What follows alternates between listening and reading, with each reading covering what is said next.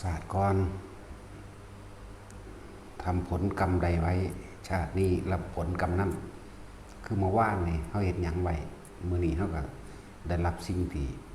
เขาเห็นไว้นั่นแหละชาติหน้ารับผลกรรมใดชาตินี้ทำผลกรรมนั้นแต่หูจังซี่แล้วจังไงมันมีศาสตร์หนาเห็นหยังเนาะอันบ่ก็ในเมื่อบ่สิ้นสุดกรรมคือจิตเจตนาเด้จิตเจตนาเป็นตัวกรรมเป็นตัวคิดเป็นตัวนึกเป็นตัวก่อสร้างอารมณ์ความรู้สึกเมื่ออารมณ์ความรู้สึกที่เราสร้างไว้ตายในขณะที่ในความรู้สึกนั้นเกิดแบบใดอารมณ์นั้นความรู้สึกนั้นพบมันก็เกิดคือว่าชาตินี้ในขณะนี้นี่กำลังโมโหให้คนนั้นคนนี้อยู่นี่พอตอนนี้ก็ใจขาดพบมันสร้างไว้ก่อนท่านได้ตายก็ใจบ่พอใจขาดปุ๊บจิตออกจากร่างปุ๊บไปละไปตามอารมณ์ความรู้สึกนั่นแหละคือชาติหน้ารับผลกรรมนั้นเราจะบาลาบานมันสั้นแล้ว ถ้าหูทั้งสี่เลยก็คือว่าพากันควบคุมความคิดเจ้าของเองนั่นแหละหลายอย่างคนดอกที่เฮาอาจจะบ่ได้แตกฉานหรือเรียนรู้ในเพิ่นให้นัยยะในพระไตรปิฎกธรรมบทอย่างต่างๆนั่งโสเภณีผู้หนึ่งชื่อว่านั่งยังล่ะลืมชื่ออีกแล้วนี่ นั่งอย่างน้อลืมชื่อแล้วครับมันมีหลายคนโปรดแต่พอจำไว้ว่าหาคนก็พอแห้งแล้วล่ะเขาเอิ้นนั่งแพทย์สยาหญิงแพทย์สยานะคนละคนนางอัฏฐกาสีก็มีแพทย์สยาก็มีวิมลาก็มีศิริมาก็แมนอัมพปาลีก็มีแต่นั่งแพทย์สยาก็ชื่อว่าอัฏฐกาสีกะสิแมนนี่ดอกชื่อนั้นที่จริงชื่อของเราบ่ได้ชื่อไว้จังสั่นดอกก่อนที่สิเป็นโซเภณีก็คือเล่าได้หนีมากับคนใส่อยากว่าล่ะเป็นลูกเศรษฐีเด้พ่อแม่หักแพงหลายบ่ให้ผู้ใดไปยุ่งกับไผเลยมีแต่คนใส่ผู้เดียวผู้ชายที่สิได้เข้าไปทำความสะอาดตรงนั้นตรงนี้ก็เลยแอบเอากันจันพ่อแม่ว่าได้หนีไปอยู่เมืองอื่นปันผัวตายที่ผัวตายคนพวกเจ้านายทั้งหลาย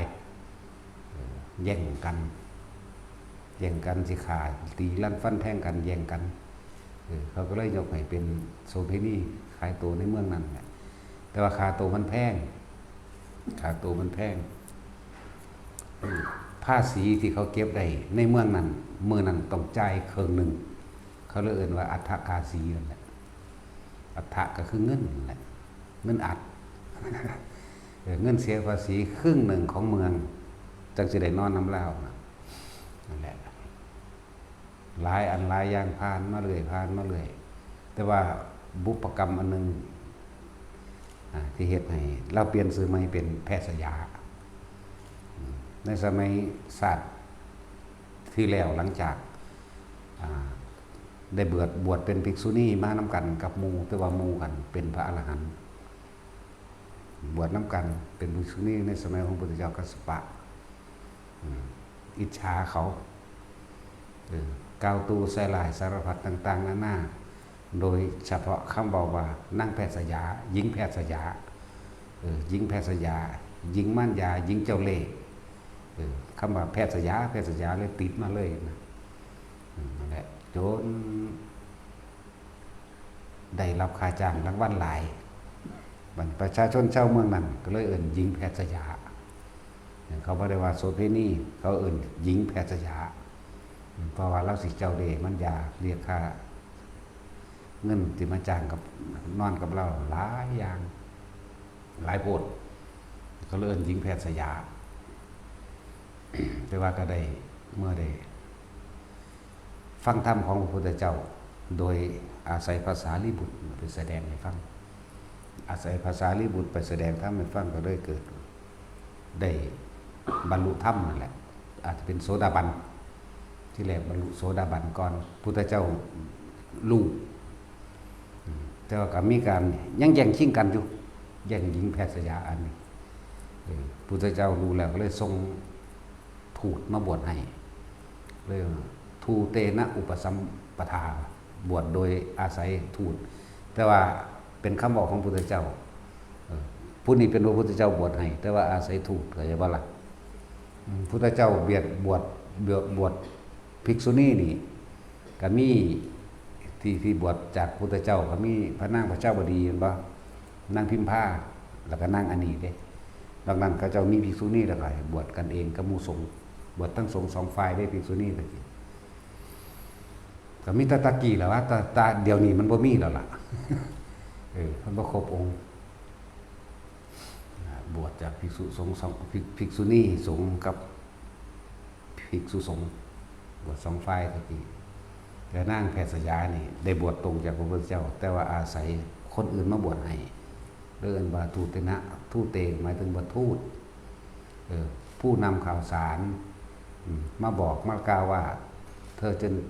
จงเป็นภิกขุณีเถิดทำอันเรากล่าวดีแล้วนะแล้วก็เลยได้เอาผ้าเหลืองมาห่มไว้แล้วเขาก็เลยเศร้าแย่งกันอยากว่าละหลังจากนั้นก็กลับไปเมืองสาวัตถีหมดละแต่ฝึกหัดไปว่าตัวเองบรรลุอรหันต์นั่นแหละฉันว่าชาติก่อนทำกรรมใดไว้อยากว่าละชาตินี้รับผลกรรมนั้นแต่ที่จริงนี่คือแค่เศษกรรมมันเด้หลังจากตายในศาสตร์ที่เป็นภิกษุณีแล้วลงนรกจากบ่ละต้องนรก1 พุทธันดรเอาหน่อยเร็วหรือสะ1 พุทธันดรหมายถึงระยะช่วงของศาสนาของพระพุทธเจ้ากัสสปะกับพระโคดมช่วงนี้สิบ่มีพระพุทธเจ้าอย่าว่าเอิ้น1 พุทธันดรจากพระพุทธเจ้าองค์หนึ่งสู่พระพุทธเจ้าองค์หนึ่งเรียกว่า1 พุทธันดรโอ้โดนอยู่เด้อลองไปตกได้เรียนมันรู้จัก2-3 ล้านปีนี่เนาะนรกโดยความอิจฉาริษยาของเราเองที่สุดท้ายแต่ว่าเราก็เรียกว่ากลับใจได้ขอขมาในตอนที่ตายอยู่นั่นแหละมันเลยพ้นได้ง่ายแน่บัดสิตายเลยก้าวค่ำขอขมากับภิกษุณีที่เป็นหมู่กันแหละเพราะภิกษุณีองค์นั้นเพิ่นเป็นคนมีกิริยามารยาทว่าจะอันเป็นที่รักเว้ามวนแล้วก็เทศบอกหมู่พวกนั้นดีแต่ว่าเพิ่นอิจฉาเลยหาแต่ว่าเขานั่นเป็นคนเจ้าเล่ห์มันยาเป็นหญิงแพทย์สยาว่าให้เขาสั่นสุดท้ายแล้วเวลาเราตายแล้วก็กล่าวคำขอขมาอยู่ขอขมาก็สร้างได้ไปคือเก่าเด้นรกจังสั่นแล้วเพราะพวกนั้นเป็นอรหันต์หรอก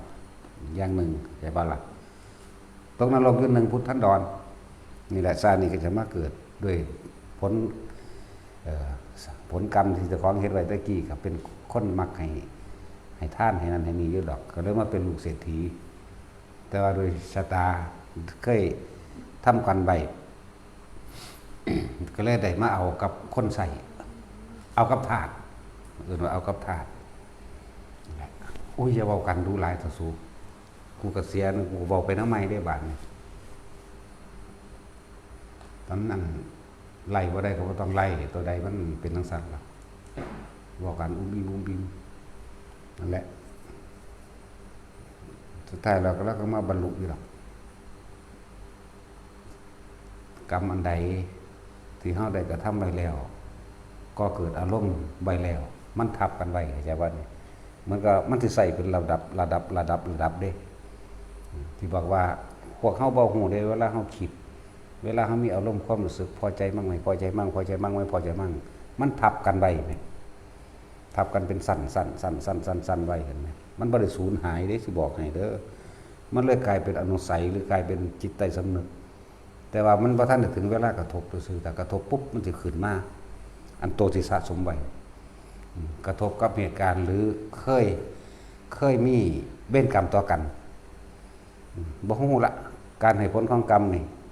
วันนี้ขณะนี้ก็ได้พรุ่งนี้ก็ได้ มื้ออื่นนี้ก็ได้ชาติหน้าหรือชาติต่อไปก็ได้จากบรรลักการในผลของกรรมแม้ผู้ละกลับหน้าอสงไขยหน้าก็มีตราบใดที่เฮาบ่ทันในผลมันจะคอยพุทไปทีละอันทิ่มไปทีละข้อทิ่มไปทีละข้อใส่ไปทีละข้อ เคยเหตุกรรมเคยกรรมบ่ดีไว้ต่อกันถือว่าใน10,000 ศาสตร์ที่แล้วตอนนี้ผู้นี้เกิดเป็นคนจากวันนี้ผู้นี้ตกนรกแต่เมื่อศาสตร์ใดที่เกิดมาเจอกันปุ๊บเรียกว่าสัญญาเก่ามันมีอยู่แล้วปุ๊บคนเคยเกิดมาสร้างกันแม่นบ่เคยรู้จักกันในศาสตร์นี้จากวันนี้จักมันอีหยังอีนั่นเว้าจังใดก็สร้างบักนั้นร้องได้กูได้คั่นแขวอยากตีนคือมันโหลดนะเข้าใจว่าล่ะนั่นแหละพอตามันเห็นปุ๊บนี่มันสิขึ้นมาเองพวกนี้หรือทั้งว่าแต่ละคนที่ว่าเห็นปุ๊บสร้างเลยมีบ่มีทั้งที่บ่เคยเห็นกันนั่นว่าล่ะมักเลยมีบ่ก็มีพอใจก็เลยถือใจก็เลยก็มีเพราะว่ามันเคยทำดีรวมกันแบบทำในสิ่งที่พอใจกันนะคือเอื่นว่าทำดีเลยก็ว่าบ่ได้เรียกว่าเขาเคยสมรู้ร่วมคิดในการกระทำอันใดอันหนึ่งรวมกันพอใจในการที่กระทำรวมกันบ่ว่าความชั่วหรือบ่ว่าความดีเลยว่ามันถือกันเลยเห็นกันปั๊บนี่รู้สึกว่าคุ้นชินกันเลยพอใจกันเลยเว้าอีหยังก็ถือใจกันว่าเขาเคยสมรู้ร่วมคิดกันมานี่แหละมันก็เก็บเป็นแบบนี้แม่น10,000 ศาสตร์ที่แล้วก็สร้างเด้ไปท่านกันที่ศาสตร์ที่แสนก็สร้างอยากว่าล่ะว่าตามธรรมดาคือเทวทัตนี่เป็นหยังคือบารมีบ่ทันพระพุทธเจ้าบางชาติก็ตกนรกอยู่บักโดนพระพุทธเจ้าก็สร้างความดีขึ้นหนุนแม่นบ่ไปล่ะแสนศาสตร์ล่ะผู้นี้มันก็จำได้เหมือนเมื่อวานเด้เข้าใจบ่คนที่อยู่ในนรกมันจำได้แค่เมื่อวานนี่เด้เหมือนเมื่อวานขึ้นมาปุ๊บก็มาเป็นอาฆาตกันอีกเข้าใจว่าล่ะแต่ผู้เป็นคนนี่ชื่อว่าได้แล้วก็เฮ็ดไปพยายามทำลายอยู่ตลอดทั้งสั้นแหละที่บอกว่ากรรมมันให้ผลแบบหาประมาณบ่ได้จึงบอกว่าแต่ละคนเด้อใส่อันนี่กรรมให้เบิดซะก่อนกูจังสิเข้านิพพานน่ะมันบ่เบิดเฮาบ่ฮู้ว่าเฮาไปการเวลามันยาวนานเกินไปเฮาบ่ฮู้จักว่าเฮาจักล้านน่ะสงไขยแล้วจื้อบ่ได้บ่ซั่นแล้วมันสิให้ผลกันได้ตลอดจังซั่นท่านบอกว่าชาติก่อนทำกรรมใดไว้ชาตินี้รับผลกรรมนั้นชาติหน้ารับผลกรรมใดชาตินี้แหละทำผลกรรมนั้นเข้าใจบ่ล่ะชาตินี้แหละทำแล้วเฮาชาตินี้เฮาคือว่าตัดกรรมเนาะตัดกรรมบ่แม่นผู้อื่นตัดให้เด้ตัดกรรมคือตัดความคิดนั่นแหละตัดจิตตัดเจตนาตัดความปรุงแต่งต่างๆนั่นแหละทะลุวงจรปฏิจจสมุปบาททะลุเหตุปัจจัยทั้งหลายที่เฮ็ดให้สัตว์เวียนว่ายตายเกิดคือเฮาเองน่ะสัตว์ก็เลยทะลุออกเลยเอ้าฮู้จักอยู่ตัววิธีมันหยุดคิดปรุงแต่งมั้ยมันบ่ล่ะวิธีมันก็ฮู้อยู่ตัวเพิ่นว่าวิธีทำจังซี่เพิ่นก็บอกอยู่ซุมื้อเนาะจะเฮ็ดไปตัวหยุดคิดปรุงแต่งในความอยากได้กับอยากเป็นมันก็จบลงหั่นเถอะบ่อยากได้บ่อยากเป็นหยังมันก็จบลงหั่นนี่แหละวิธีมันก็ล้มหายใจนั่นแหละซั่นแหละบอกว่าชาติก่อนทำกรรมใดนะเอาคือจังงั้นองคุลิมานพันศาสตร์ที่แล้วแต่เด่นนั่นจังมารับจังได้มาฆ่าเขานี่อย่าบ่น จังได้มาฆ่าเขานะเรียกว่าพันชาติที่แล้ว องคุลิมานเคยเป็นควายป่าเคยเป็นควายเกิดเป็นควายถึงฤดูทำหน้าน่ะเดือน5เดือน6พวกต้นไม้มันห่าวเห็นบ่มันจักมันห่าววะ นั่นแหละมันห่าวมาส้นควายของเขาเจ้าที่กำลังไถนาสินามาส้นควายที่ฝึกหัดหน้าเป็นจังซี่เขาบ่มีควายไถนาเขาพวกเจ้าบ้านในหมู่บ้านนั้นๆในเป็นพันกว่าคนนั่นน่ะก็เลยร่วมตัวกันหาวิธีเฮ็ดจังได๋ควายป่าซึ่งเป็นตาสั่งมาส้นขาหักอาหารบ่เลยควายเฮาไถนาบ่ได้เขาก็เลยเฮ็ดซ่องปากกว้างๆทีแรกจังคอยแคบเข้าก็แค่ว่าล่ะก็เอาควายนุ่มตัวนึงมาหลอก มาล่อไว้ตั้งปากนี่แหละเพิ่นก็เห็นปึ้งเพิ่นก็ส้นข้างหน้าทวนสักทีแล้ว10ปุ่น10พี่ปึ้งมาใส่เขาก็ดึงควายตัวนั้นลบออกนี้ไปทางนอกเขาก็ปิดคอกไว้ว่านี่เขาก็โห่เพิ่นก็ไล่แคบเขาก็เลยไปอยู่หม่องแคบๆติดๆนี่เขาก็เลยฆ่ากินแบบว่าฆ่ากินคิดได้แนวใดบ่แล้วผู้ใดกินเนื้อของข้าพเจ้าให้เป็นทานแต่ขอข้าพเจ้าจงได้เอาชีวิตของบุคคลทั้งหลายเหล่านั้นคืนเห็นบ่นี่แน่ทั้งสิ้นแล้วตกนรกได้นั่นตายด้วยความโกรธอยู่แต่ว่าหังมีอันนึงมีความคิดอยู่นึงว่าได้ท่านเนื้อว่าซั่นท่านเนื้อให้เขานั่นแหละตกนรกไปเป็นพันคนเด้บ่ซั่นสิว่าพันศาสตร์หรือพันปีที่แล้วบ่ตกนรกไปเป็นพันปีนรกนี่นาตอนชาติมาท่านกันจังมาเกิดเป็นองคุลิมานเห็นนะแต่ว่าพอมันแม่นสมัยนี้บ่แม่นสมัยของพระพุทธเจ้ากากุหรอกเป็นสมัยของพระพุทธเจ้าโกนากัมนัสสะในสมัยที่เป็นควายนั่นแหละมันมาท่านกันอีกพวกนี้ก็เกิดเป็นคนชาวบ้านนั่นแหละสุดท้ายแล้วก็น้ำขาวจนได้เห็นว่าเดี๋ยวว่าการให้ผลของกรรมโอ้โหมันตั้งหลายอย่างหลายแบบเนาะให้ผลตอนนี้สามัญจะผลหรือให้ผลปัจจุบันเหมือนบ่ล่ะแล้วก็ให้ชาติหน้าหรือชาติต่อไปมันประจบถึงบอกว่าเฮาเฮ็ดอีหยังไว้ก็สร้างที่มันก็เกิดเป็นอารมณ์แล้วเฮ็ดจังได๋เฮาสิเฮ็ดแบบอารมณ์เป็นกลางได้เนาะเป็นอุเบกขาแม่เฮ็ดจังได๋มันสิเป็นอุเบกขาได้ให้ว่างแบบนั้นจึงพยายามหาวิธีตัดกรรมโดยการไม่มีจิตเจตนาในการคิดทำร้ายเบียดเบียนไผไม่มีจิตเจตนาในความอยากลักทรัพย์ปล้นจี้ฆ่าข่มขืนสารพัดถึงกินเหล้าเมายาแม้กระทั่งล่อลวงให้ผู้อื่นกินนั่นแหละจึงบอกว่าคนเฮามันเป็นอย่างจังเกิดมาเป็นคนที่เมาเพราะว่าล่อลวงให้ผู้อื่นติดยาเสพติดติดยาเสพติดเอายาเสพติดไปล่อไปล่วงวันดียังสั่นยังสี่ให้เขาล่อเขายังเขาติดของเป็นต้นเด้ต้นคิดนั่นว่ามีอย่างมาเลี้ยงเราหายาเสพติดไปหาให้เขาเพื่อให้เขาติดแล้วสิได้ขายอยากบ่ล่ะจากนี้เกิดมาอาจจะเป็นคนรวยอยู่ตั้งจากพ่อแม่ตายไปแล้วอาชีพการเงินการงานเฮ็ดบ่เป็นใส่เงินที่พ่อแม่ไว้นั่นแหละคือผลทานของเจ้าของตัวดีมันก็มีตัวดีคือเกิดมาในตระกูลคนรวยลูกคนเดียวพร้อมมีเงินอยู่40 โกฏซื้อเหล้าเมายากินในวันนี้ติดเหล้าเลยงานการเฮ็ดบ่เป็นบริหารบ่เป็นเอาไปมากเบิดเงินโตเป็นเงินแล้วก็ขายดินขายบ้านขายนั่นกันเรียบร้อยเบิดนั่นแหละเพราะกรรมที่เจ้าของไปล่อลวงให้เขาติดยาเสพติดนั่นแหละจึงว่าอาชีพที่เป็นมิจฉาวานิชาอาชีพที่ขวางหนทางถ้ำขวางหนทางปฏิภาณมันจึงมีเรื่องเหล่านี้แหละเกี่ยวกันพวกอันพอเล็กมาหน่อยคือกันเศร้าขายแล้วบ่เหล่าบ่มีนะแต่ว่าอาวุธยางสติกล็อตสุดท้ายแล้วนั้นบ่เครื่องมือจับสัตว์เครื่องมือประหารก็เป็นอาวุธได้นั่นยางสติกกันอาวุธสามารถทำลายผู้อื่นเสียชีวิตได้อาจจะบ่นี่เสียชีวิตและทรัพย์สินได้ก็บ่แม่นแต่ว่าคนเด้บ่สัตว์พร้อมเด้มันยิ่งขิงฆ่ากระต่ายนี่ล่ะเนาะยิ่งขี่กระปอมยิ่งนกกระต่ายได้ล่ะยิ่งหั่งนกหั่งหนูนั่นเลยทรัพย์สินมันก็เลยเห็นป่ะบ่ว่าแต่คนเด้เว้ยยิ่งคนเขาจังกระต่ายคือกันเด้จักสติกนี่ก็ดียิ่งตายเขาก็เสียชีวิตทรัพย์สินบ่ล่ะก็เสียทรัพย์สินในตาเขาแหละว่าอาชีพที่บ่อยากเห็นพากันเฮ็ดเลิกซะมันก็พอซ้ำนั่นแหละหาแนวอื่นมันก็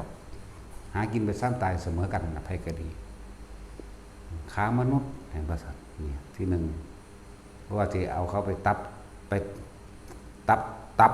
อดตัด หัวใจยังขายกระชังแล้วก็ตั้งหล่อล่วงไปขายตัวเนี่ยคือนั่งอภปาลีนี่หล่อล่วงคนไปขายตัวเด้กำเก่าเล่านะบังคับข่มเหงเขาเด้อัมภปาลีมันกระเกี่ยวเนื่องโดยทั้งนี้ทั้งที่มันมีอยู่ตั้ง10โสเภณีนี่แหละแต่ว่าชื่อเอาที่ดังๆแน่ดังๆแน่ปนนี่นั่นแหละเกี่ยวกับการบังมันสอนกันหลายอันเนี่ยบ่มันสอนกันหลายอันเด้นี่เลยเรื่องของกรรมมันจึงเพิ่นจึงบ่ค่อยอยากอธิบายหยังมากเพิ่นบ่ค่อยอธิบายหรอกเพิ่นว่าเป็นอจินไตยเรื่องของกรรมเรื่องของโลกินดา อัจฉริยะใสของพระพุทธเจ้าจังซี่คนได้ฌานถ้าเฮาอธิบายพ่อให้พวกเข้าใจเข้ามาหยุดคิดตัดจิตเจตนาตัดกรรมคือตัดจิตเจตนาในการคิดเรื่องนั้นเรื่องนี้นั่นเองมีผู้ใดแก่ให้ไผได้นอกจากตัวเขาเองบ่มีผู้ใดตัดได้นอกจากตัวเขาเองใช่บ่ล่ะตัดก็ตัดคิดนั่นแหละบ่แม่นโดยวิธีหยังดอกว่าสุดท้ายมันก็ยังมาได้ฆ่ากันอันคือจังพระองคุลิมานจังซี่หรือโสเภณีทั้ง5หรือ10คนนั่นล่ะชื่อเขาเจ้าบ่ได้มันหลายชื่อบ่ได้ชื่อจริงๆก็อย่างนึงชื่อโดยฉายาก็อย่างนึงเด้นั่นแล้ว มันก็เลยอยากสับสนกับมันหลายโพดชื่อเป็นหมื่นๆพุ่นเนาะชื่อคนมั้ยก็เลยว่าหญิงคนหนึ่งซะ หรือชายคนหนึ่งซะเรื่องเล่าต่างๆที่บอกเรื่องกรรมในการกระทำและการรับผลของกรรมอย่างไรเฮาว่าวิธีแก้มันตัดมันก็คือการหยุดจิตเจตนาเองจิแปลว่าจิตกับผู้รู้กับจิตอันเดียวกันทุกคนมันมีความรู้สึกเบิดนั่นแหละนะจะที่เพิ่มเติมขึ้นมาให้เกิดคนความรู้สึกเก่าเอิ้นว่าสัญญาเวทนาสัญญาสังขารวิญญาณรวมแล้วก็คือความรู้สึกอันเดียวนี่แหละเข้าใจบ่นี่แต่ว่าขึ้นอยู่กับการกระทบขึ้นอยู่กับการเห็นการได้ยินการได้กลิ่นสัมผัสทางกายเข้าใจบ่นี่จริงๆตัวเดียวกันเด้จะไปเรียงลำดับตัวหนังสือเด้องค์ใดหลักคนไปถามทำไมเขาไม่เอาสัญญาขึ้นก่อนนะ มันเป็นอันเดียวกันมันเหนียวแน่นอยู่ในนี่คือร่างกายเฮานี่แหละคือเอิ้นแท็กซี่ซั่นสิได้อันเป็นแท็กซี่ครับว่านั่นคือหูนั่นคือจมูกนั่นคือตานั่นคือผมนั่นคือปากนั่นคือมือนั่นคือขารวมแล้วว่าแท็กซี่ชื่อว่าแท็กซี่เห็นว่าซั่นบัดคันว่าอีกว่าร่างกายว่าสิได้ร่างกายนั่นคือว่าคือแขนคือขาคือมือคือนิ้วตีนเล็บตีนอยู่เนาะซั่นแหละมันร่วมกันเลยเด้อเวทนาก็คือความรู้สึกพอใจกับบ่พอใจมันก็ร่วมไปในสัญญานั่นแหละอย่างว่าล่ะเพิ่นอนุโลมและปฏิโลมร่วมแล้วก็คือเป็นก้อนทุกข์เดียวกันก้อนถ้ำเดียวกันก้อนเดียวกัน กลมๆเดียวกันบ่ว่าเวทนาสัญญาสังขารวิญญาณมันแล้วไปแยกศัพท์เพิ่นแยกให้เกิดความละเอียดสะดวกเวทนาสัญก็คือความรู้สึกที่พอใจหรือบ่พอใจสัญญาก็คือจำความรู้สึกนั่นแหละเข้าใจว่าล่ะ สังขารคือความคิดก็ออกจากความรู้สึกหรือสัญญาตัวเห็นบ่ซั่นมันยังคิดเป็นวิญญาณก็รับรู้ต่างๆอันตาอันหูอันจมูกอันลิ้นอันกายรับมาเข้าสู่ใจเลยเอิ้นสัญญาก็ว่าความรู้สึกก็ว่าเดียวกันสรุปแล้วเวทนาเพิ่นเอิ้นน้ำมั้ยเอิ้นน้ำเป็นความรู้สึกเนาะเป็นตัวใดเอาความรู้สึกแต่ว่าเรื่องความรู้สึกมันเป็นโตจังใดล่ะก็มันอาศัย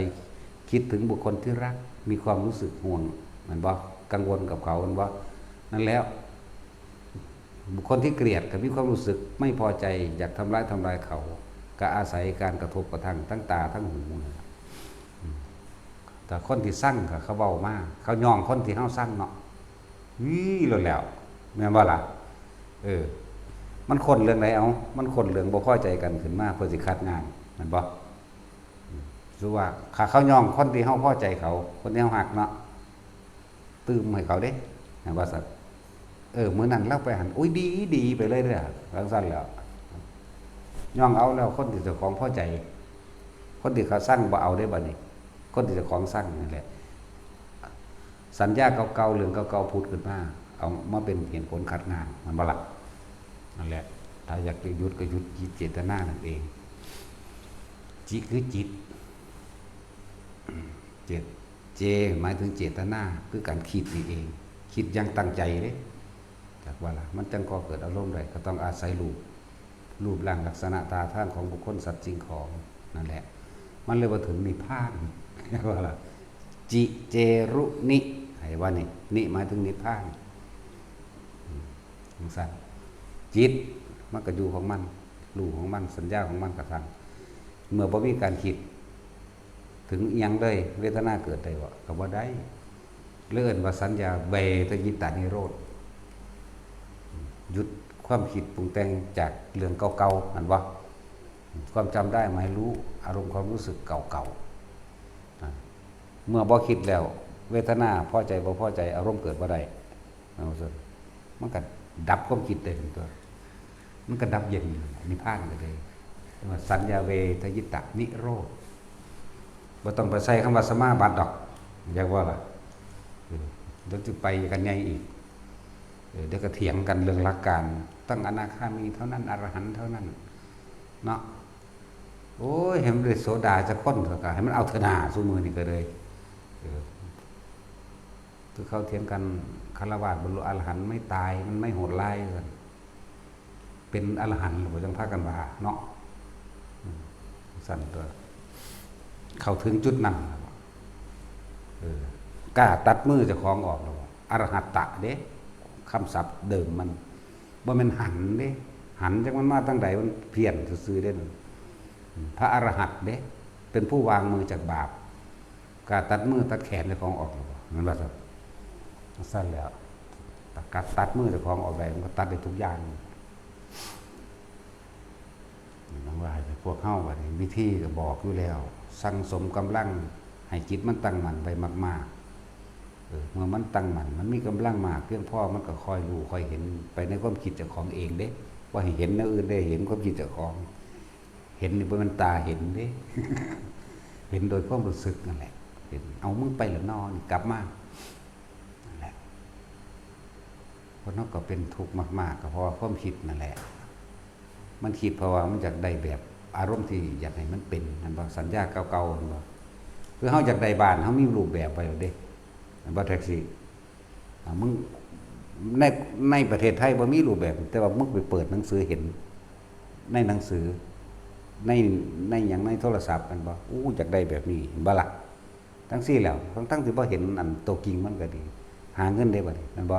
หาเงินเพื่อสิได้บ้านแบบนี้นั่นก็จักได้แบบนี้อยู่ไสแบบนี้ก็อยู่ในที่จำมานั่นแหละนั่นบ่ล่ะนั่นสัญญานั่นเลยคือจังใดเฮาสิดับสัญญาได้นะว่าเอาอาศัยลมหายใจพวกเฮาก็ฝึกไปทรงฌานเจริญฌานโดยอานาปานสตินั่นแหละแล้วก็การและอานิสงส์ของการทรงฌานเจริญฌานของอานาปานสตินี่ถ้าสิเว้าโดยหลักการบุคคลผู้ทรงฌานเจริญฌานด้วยอานาปานสติมีความรู้สึกระลึกรู้อยู่กับเพียงแค่ลมหายใจเข้าออกในสายมัญญผลเขาพึงได้อรหันตผลภายใน7 วันของเห็นบ่นี่อย่างกลาง7 เดือนอย่างช้า7 ปีนี่อย่างช้าได้นี่ถึงกระนั้นผู้ทำให้บ่อยผู้ทำให้มากเขาพึงได้อรหันตผลในขณะที่สิ้นใจตายจังใดจะบ่นี่ตายจังใดพอดีเลยกับใจขาดพร้อมกันกับได้อรหันต์ไปเลยถึงกระนั้นอีกยังมีอีกเด้ถ้าเขาไม่ได้อรหันต์ผลในขณะที่สิ้นใจเขาเพิ่งได้เข้าสู่อนาคามีบ้าเป็นเหตุเอาได้บัดนี่มันบ่สั่นอวิหาอัตตปาสุทัสสาทุสสีอากานิตกาเรียกว่าสุทธาวาส5 ชั้นอวิหาเข้าสู่อุปหัจจะปรินิพพายีได้อรหันต์ในขณะที่ยังไม่สิ้นอายุของสันอวิหาสุทธาวาสนั่นบ่ล่ะอุปหัจจะอันตราปนิพพายีอุปหัจจะปรินิพพาอุทังคโตโสก็ว่าไป โอ้ยจักสิเว้าไปหยังดอกว่าพอซ้ำนี่นึงนี่ซึ่งเหลืองอยู่นี่ต่อให้ฮอดพระมื้อนี้นั่งอยู่นี่ก็ได้บ่จักปานนี้ดอกเนาะจังซั่นแหล้วนั่นแหละเฮาเอาปัจจุบันซะบ่ต้องอธิบายไปก็ได้ขนาดนั้นพยายามทำปัจจุบันรู้จักว่าปัจจุบันคือหยังสติคือหยังปัจจุบันคือรู้ลมหายใจเข้าออกสติคือรู้ลมหายใจเข้าออกรู้จักว่านี่หรือคือปัจจุบันนี่คือสตินี่คือสมาธิพอนี่คือจิตที่เป็นหนึ่งนี่คือคำว่าจิตตั้งมั่นมั่งอันเดียวกันเบิดแหละเว้ามานี่ผู้ใดมีความรู้สึกอยู่ในลมหายใจเข้าออกมีอาการปิติพร้อมหรือว่าทรงชั้นเจริญโดยอานาปานสติแล้วจากบ่แต่ว่าอานาปานสติมันสิได้แปลไปอีกแล้วลมเย็นเบือมีพวกหูดังนี่แหมเข้าออกดีมันบ่เข้าบ่ออกเด้มันเย็นๆนี่หั่นแหละมันบ่เข้าบ่ออกไม่ใช่ว่าอันสำนวนโวหารเว้าซื่อเด้อว่าเข้าออกที่จริงมันเย็นๆอยู่นี่แหละแต่เรารู้สึกว่าเข้าออกมันสิเย็นๆอยู่ในนี่แหละสำหรับผู้จะได้ล่มเลยต่อมามันของชำนาญเข้าไปอีก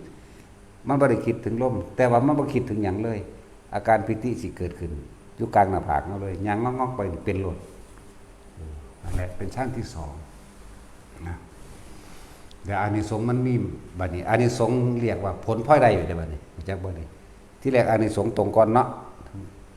อานิสงส์ตรงคือได้อรหันต์7วันมั่ง7เดือนมั่ง7ปีมั่งและใจขาดมั่ง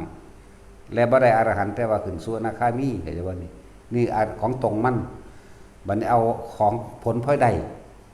เข้าใจบ่นี่อานิสงส์คือผลพลอยได้บุคคลที่เป็นโรคค่อยๆหายจากโรคและบุคคลที่ยังไม่เป็นโรคแบบนี้สมมติว่าสิเป็นโรค30ปี40ปี50ปีจังจะเป็นโรคนั้นโรคนี้โรคมะเร็งโรคเบาหวานแต่ว่าอานิสงส์ตัวนี้เมื่อทำชาติเจริญชาติทำให้เกิดขึ้นแล้วดิบุญมันเกิดความสงบมันเกิดภายในใจเจ้าของเองบุญมันเกิดหรือม่านทั้งหลายหรือเจ้ากรรมนายเวรเทวดาอินพรหมม่านย่อมหยักทั้งหลายก็สร้างบ่อาจสามารถมาเฮ็ดหยังเฮาได้เด้ว่าบุญตัวนี้สมบัติตัวนี้ก็เรียกสมาบัติกับสมบัตินั่นแหละสมบัติอันเกิดจากการทำสมาธิอันเกิดจากการทรงชั้นเจริญชั้นนี้จะเป็นดุจดังว่าเกาะหุ่มเข้าไว้ในหนึ่งว่าของเจ้าของเองนะหุ่มไว้ในว่าหนึ่งเป็นกลมๆแม้นวันหนึ่งเฮาเฮ็ดวันละครั้ง2ครั้งก็จังอาจจะว่านี่แม้ชั่วขณะลัดข้อมือเดียวเราก็กล่าวว่าเป็นผู้ไม่ห่างจากฌานเด้ลัดข้อมือเดียวแต่ต้องนิ่งเลยจริงๆในชั่วขณะหนึ่งก็จังองค์ฌานเท่านั้นสมาบัตินั้นจักรักษาเฮาเองแม้นเกิดอุบัติเหตุเฮาบ่เป็นหยังเหมือนกับว่าแม้นมีอีหยังห่มเฮาไว้เหมือนกับเฮานั่งอยู่ในระหว่างทำการโป่งมันสิห่มเฮาสิอยู่กลางๆเกิดอุบัติเหตุรถชนรถชนหน้าไม้ตกใส่แม้กระทั่งปืนยิงจากบ่นี่หลุยเบิดจังซั่นล่ะหลุยออกข้างเบิดมันบ่ถึกหรืออีหยังก็ช่างที่มันสิเป็นอุบัติเหตุกับเฮาเองว่าอาจสามารถทำเฮาได้นี่เรียกว่าผลพลอยได้แบบนี้แต่คนอยากได้ผลพลอยได้นี่เนาะบ่ต้องเอาดอกเอาตัวตรงมันโดดข้างใดหลายนี่นึงแล้วก็โลกที่ว่าจะเป็น30ปีค่อยเป็น40 50 60ค่อยเป็นบ่เป็นเพราะว่าหยังบุญคือความสงบอันเกิดขึ้นแล้วกายเกิดกายเป็นเฮามีสมบัติอันนี้แล้วอาจจะชดใช้หรืออุทิศบุญให้แด่สรรพสัตว์ทั้งหลายเจ้ากรรมนายเวรก็จังเริ่มต้นคือจังหวะนั่นแหละมีมารดาบิดาทั้งหมดมั่งญาติทั้งหมดมั่งเจ้ากรรมนายเวรทั้งหมดมั่งตลอดทั้งสรรพสัตว์ทั้งหลายไม่มีที่สุดไม่มีประมาณที่พวกเฮาเอาอาศัยเขามากินมาอยู่นั่นแหละเมื่อเขาได้มันก็เกิดเป็นอโหสิกรรมกันเองจากบ่มันเลยบ่เป็นโลกคนฝึกแต่น้อยบ่ค่อยเป็นดอกจักว่าฝึกไว้แต่น้อยๆนั่นแหละมาฝึกตอนมันเป็นแล้วส่วนมากเนาะบางคนฝึกแล้วก็ขึ้นเมื่อบ่ต่อเด้ละยายนครสวรรค์แล้วตายแล้วบ่เนาะตัดสินยายจอยๆเห็นมั้ยพูดละลากมาตะพูดละว่าคำจังซี่แหละเตอโซเตเสว่าคำพูดกับภายในเราไปลากมาโอ้เราอยู่โดนเติบอยู่ได้3-4 เดือนอยู่เด้เราเศร้าเราเมื่อตายแล้วผู้ป่านนี่บ่เห็นมาก ยันตายแล้วล่ะ จะช่อยดอกใหญ่เลยเศร้าหรือเมื่อไหมไปสู่ต่ออย่างบ่ไปสู่กิเลสสั่นแหละนั่นแหละบางคนก็เศร้าบางคนก็ทุเลาลงหรือยืดอายุออกไปเพื่อให้เฮาสร้างสมบุญกุศลบารมีตัวนี้เกิดขึ้นให้เฮาสร้างสมเอาตัวนี้นั่นแหละแต่ผลพอได้พอดีแล้วครับสิตอบคำถามนำทราบมันคิดออกแต่ที่ว่าเวลาคนนั้นอยู่เมืองนอกเขาถามเขาทรงชาติเป็นแล้วล่ะเขาว่าเขาทรงเป็นเด้เป็นจริงบ่เป็นจริงไม่รู้ล่ะแต่ว่าเขาว่ามากเขาว่าเขาเป็นเวลาเหตุตอนหนึ่งจังใดพอเขาประกอบอาชีพการงานแล้วก็ทำธุรกิจถ้าเฮาสามารถทรงชาติได้แล้วหรือเอาอาการปิติที่มันเกิดขึ้นระหว่างหน้าผากนึกเลยเราจะให้ส่วนบุญกับใครเราจะให้คือเบาร่วมโลดเด้อฟังเด้อเนี่ยจะยืนอยู่ก็ช่างนั่งอยู่ก็ตามเมื่อรู้ลมหายใจเข้าออกและอาการปิติเกิดขึ้นหรือบางคนที่ปิติเกิดขึ้นเลยคืออุณาโลมเกิดกลางหน้าผากเลยเนี่ยอุณาโลมเขานี่น่วงขึ้นนิ่มๆน่วงนึบเย็นลึกๆขึ้นให้นึกถึงใบหน้าของคนนั้นที่เราจะขอผลทานบุญกุศลกรรมดีที่ข้าเจ้ากระทำมาทั้งหมดนี้จงถึงแด่ท่านผู้นี้ถ้าหัวจักซื้อก็บอกซื้อออกไปซื้อไปเลยเรียกว่าให้โดยตรงอุทิศตรงให้ตรงถ้าว่าจักซื้อกับท่านผู้นี้หรือจะให้โดยส่วนร่วมมารดาบิดาของข้าเจ้าทั้งหมดญาติของข้าเจ้าทั้งหมดเจ้ากรรมนายเวรทั้งหมดตลอดทั้งสรรพสัตว์ทั้งหลายไม่มีที่สุดไม่มีประมาณทุกมูลบรรดามีนึกออกระหว่างกลางหน้าผากเขาเลยแต่ว่าล่ะหรือคนที่สิไปติดต่อการงานในระหว่างร้านค้าห้างร้านบริษัทที่เฮาอยู่บ้านเฮาพี่มื้อนี้จักไปติดต่องานกับบริษัทนี้เฮาจำชื่อบริษัทมันหรือเฮาจำสถานที่ได้จะว่านึกเลยแต่ว่าจะลืมคำว่านวงขึ้นกลางหน้าผากก่อนเด้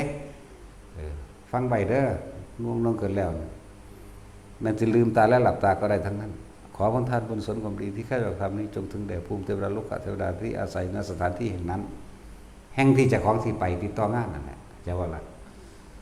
หรือพวกนักเรียนที่ไปสอบพวกจบแล้วสิไปสอบก็ให้มาฝึกเอาเหตุเอาเด้ภูมิเทวดาลูกเทวดาที่อาศัยณสถานที่แห่งนั้นเด้จีดีเด้อพอภูมิเทวดาลูกเทวดาเขาอยู่น้ำเฮ้านี่แหละเขาอยู่พื้นโลกเดียวกันกับเฮ้าส่วนอากาศเทวดาน่าจะเป็น160 กิโลบอกมึงจื้อซอยกูได้กูจื้อยังบ่ได้มันได้ได้กูดิคัดกูได้กูด่าเลยเด้ ประมาณนั้นภูมิเทวดาลูกเทวดาอยู่น้ำเฮ้าเมื่อเขาได้รับสินบนจากเฮ้าอย่างวันนี้อุทิศส่วนบุญอันเกิดจากการภาวนาเฮ้าเองบุญตัวนี้มันมีอันสงใหญ่กว่ากันก็ผลทานอีกก็ทานอีกเด้บุญนั้นเกิดจากความสงบนี่อุทิศไปณสถานที่นั้นๆที่เราจะไปติดต่อขอผลทานบุญกุศลกรรมดีที่เราทำมาตั้งแต่อดีตจนถึงปัจจุบันณขณะนี้จงถึงแด่บริษัทนี้ตลอดทั้งภูมิเทวดาลูกเทวดาที่อาศัยอยู่ในสถานที่แห่งนี้บริษัทนี้นะโรงเรียนนี้โรงพยาบาลนี้ก็ว่าไปนั่นแหละนึกเข้าไปอย่าลืมว่าต้องมีความรู้สึกน่วงขึ้นระหว่างกลางหน้าผากก่อนเอาอีกแล้วเดี๋ยวไปถามแล้วตรงนี้ได้ไหมอีกแหละน่วงอยู่หัวก็ได้นิ่มน่วงอยู่หัวก็ได้หมุนเย็นหัวก็ได้และท่ามกลางระหว่างกลางอกก็ได้นึกไปเลยนั่นแหละถ้าให้เฉพาะเจาะจงบุคคลที่เรารู้จักกันนึกหน้าเขาเลยออกชื่อก็ได้ไม่ออกก็ได้ถ้าเป็นบริษัทที่เราจักไปติดต่อการงานการเงินการค้าการขายนึกออกไปเลยใจว่าล่ะนั่นแหละแล้วมันก็สิมีผู้ซอยเขาเองพวกลึกลับมันสิซอยเองพวกอยู่ในโลกซ่อนกันแหละเรียกเทวดาจากว่าเทวดาเทวะแปลว่าอย่างแปลว่าสองดามาจากคำว่าอัตตาเรียกว่าพวกที่อยู่ในอัตภาพที่สอง เขาสิซอยเขาเองเทวดาซอยเขาเองดอกเทพบุตรและเทวดาแหละเฮาชื่อได้แต่ว่าเทวดาเนาะเทวดาคือผู้หญิงเด้เทพบุตรจังเป็นผู้ชายอย่างว่าแต่เฮาเว้าร่วมเลยว่าเทวดาเนาะพรหมก็เอิ้นเทวดาก็เทวดาแหละชื่อเอาเด้อบัดนี่ผู้ว่าสิไปติดต่อการงานบางหันทำธุรกิจกับผู้ใดก็ดีแต่เจ้าอย่าลืมว่าเจ้าต้องเป็นคนซื่อสัตย์อย่าว่าล่ะถ้าขี้โกงบ่ได้เด้ต้องซื่อสัตย์ต้องมีสัจจะนี่แหละสัจจะคือความจริงที่เฮาสิไปค้าขายขอให้ข้าพเจ้าจงโกงได้100 ล้านมันบ่ได้รู้จักบ่มันบ่ออกดอกนั่นให้จังสัตว์มันบ่ไปเด้ดีบ่ดีเขาสิโกงเจ้าคืนตินั่นแหละไปติดต่อการเงินการงานนี่สำหรับบุคคลที่ค้าขายติดต่อมาหันตรงนี้นะเฮาก็สิได้รับความร่วมมือพวกเรียนจบใหม่ไปสอบหันไปสอบนี่ก็เฮ็ดไปนั่นแหละจากฮู้เรื่องเอาจากประสบการณ์จริงต้องถามอีเปิมมันไปสอบ มันบ่ได้สอบเอาเองได้อีหานี่ก็เลยมีแต่กูสอบเบิดตั้งแต่เริ่มเรียนพุ่นแหมตั้งแต่เริ่มเรียนทองอันนั้นน่ะสอบยังก็สร้างมันนึกถึงโลดนึกถึงดอกกาเอาเองเลยเขียนเอาเองเลยว่าซั่นก่อนทำเป็นคือสอบอะไรผู้สอบว่าซั่นอยู่หน้ารถมันนั่นแหละรูปเฮานี่จังซั่นแหละไปสอบได้ก็สร้างมีแต่กูนี่ละสอบเขาทำสมาธิเองว่าเราทรงชาติเลยเลือกชาติแล้วเขาก็นึกเฮ็ดทำความสงบปุ๊บเขาก็เมื่อนตาขึ้นเขาก็เขียนเอาโลดสิกาได้สิกดอันใดก็กดเอาโลดกาวโลดอย่าว่าล่ะพวกนักเรียนอันนี้แต่ว่ามันก็พุทธขึ้นมาสั่นจริงๆนั่นแหละไม่มีคนนั้นเด้หูฮอดข้อสอบก่อนพุ่นเด้นั่นแหละเคล็ดลับหูฮอดข้อสอบพุ่นเด้อแล้วต้องมาฝึกเอานานๆได้บ่แม่นมาเทเดียวแล้วสิฮู้เลยเด้อีเปิ้ลมันจักปีแล้วมันมาเห็นมันเอา8-9 ปีแล้วเด้บ่แม่นแค่นั้นเด้มันก็มาเฮ็ดของมันไปตามภาษามันนั่นแหละแต่ว่ามันก็ใช้งานในด้านนี้จักว่าล่ะ เด็กน้อยอยู่ดอนไร่มันก็จังฮู้จักแล้วคนที่เป็นอีหยังบ่เต็มนะเขาเอิ้นหยังจักซี่อีเกิบนะเป็นคนบ่พอปานใดเด้มันอยู่ม.5มันจะไปจักหยังเด้เขาเอิ้นอีหยังเนาะลูกพวกปัญญาอ่อนแน่นี่แม่เขาเอิ้นหยังซั่นแหละแล้วกูเพิ่งบ่จักชื่อโลกสมัยใหม่เนาะกูจักแต่ปัญญาอ่อนเท่านั้นเด้ติ๊กๆยังไหม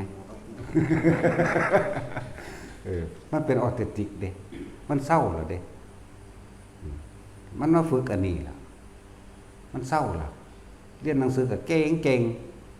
แล้วก็ได้รับปริญญาแล้วคือเอาผัว หลังจากปกติแล้วก็เอาผัวโอ้ยใกล้เกิดหวยมึงเป็น4ซะอี5ดีวะ ซั่นแล้ว 2-3 คนอยู่เด้เขาก็เฮ็ดอยู่เป็นปีเหมือนเด้ล่ะบ่แม่นซ้ำใดซ้ำหนึ่งเด้ 2-3 ปีเหมือนเด้เนาะเขาอีฟ้าพุ่นนี่ปึกนักเรียนอยู่31 คนมันสอบได้ที่32บ่ถึกจักข้อถามซ้ำเฮ็ดข้อสอบเลอะเทอะอีกเขาเลยให้มันที่ละ32ทั้งเฮ็ดบ่ถึกทั้งบ่มีระเบียบทั้งมุนจักมันยังนั่นแหละ 2-3 คนอยู่ที่เขาหายจากสิ่งเหล่านี้นั่นแหละนี่คือผลพลอยได้จากการทำลมหายใจเข้าออกหรือทรงชาติเจริญชาติหรืออนาปานสตินี่เองสำหรับเข้าใจแล้วเนาะอันผู้ว่าประกอบธุรกิจการงานแล้วสิอุทิศแบบใดได้ทั้งหลับตาและไม่หลับตาเด้อหลับตาปุ๊บน่วงขึ้นมานี่เห็นหน้าผู้นั้นถ้าเฮาสิอุทิศบุญหรือเห็นบริษัทห่างร้านนั้นที่เฮาสิไปติดต่อกันงานอย่าว่าล่ะพวกสอบก็ทำความสงบซื่อๆเดี๋ยวมันสิคำตอบกันเอง